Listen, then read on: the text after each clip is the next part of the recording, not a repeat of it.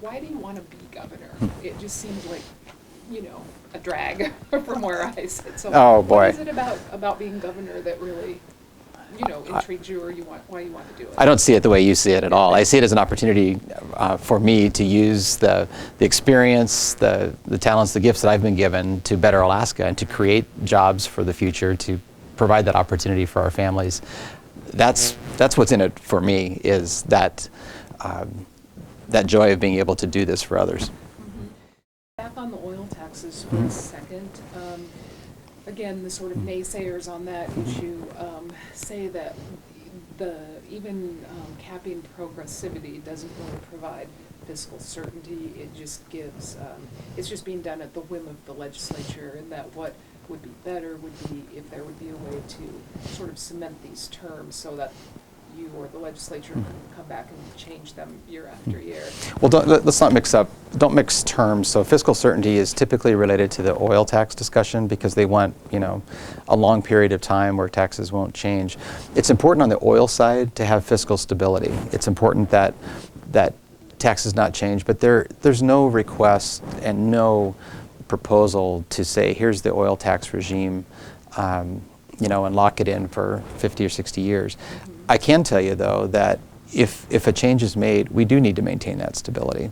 And last year I proposed infill drilling credits, which we couldn't get through the Democratic legislature, even though they would have provided jobs, Democratic Senate, even though they would have provided jobs for Alaskans this summer. I'm still committed to those kinds of credits. That's the second part of our plan for credits to get those technically challenged fields moving.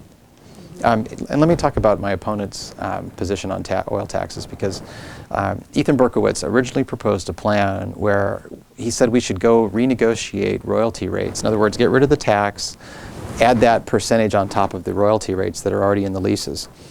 I think that's a job-killing proposal. That's a proposal where field by field, company by company, the state would hire this army of lawyers to go negotiate each and every lease over again. Well, the state went through over a decade of litigation on royalty terms back in the 80s and 90s when we first set those royalty rates. People need to understand the royalty is the sovereign's share. It's because the oil's ours, it's the owners, and then it's the owner's share, and then the tax is as a sovereign, it's being taxed. Even if Ethan Berkowitz's plan went through and said, let's get rid of this tax, let's negotiate field by field, and even if that could work, the legislature could still come back and impose a tax. The constitutional power of taxation would still be there. He set up a system that will kill jobs and will never pass, and then he shifted. He didn't fully think through that proposal, and now he says, well, we're only going to negotiate new leases, royalties on new leases. Well, I think a governor needs to think through their proposals in depth and stick to them. I still think that a system where you renegotiate royalties is not nearly so good as one where you cap progressivity. In other words, everybody knows and they've been working to interpret the current tax code the way it is. Everybody has the procedures set up for reporting and allocation of costs in this new system.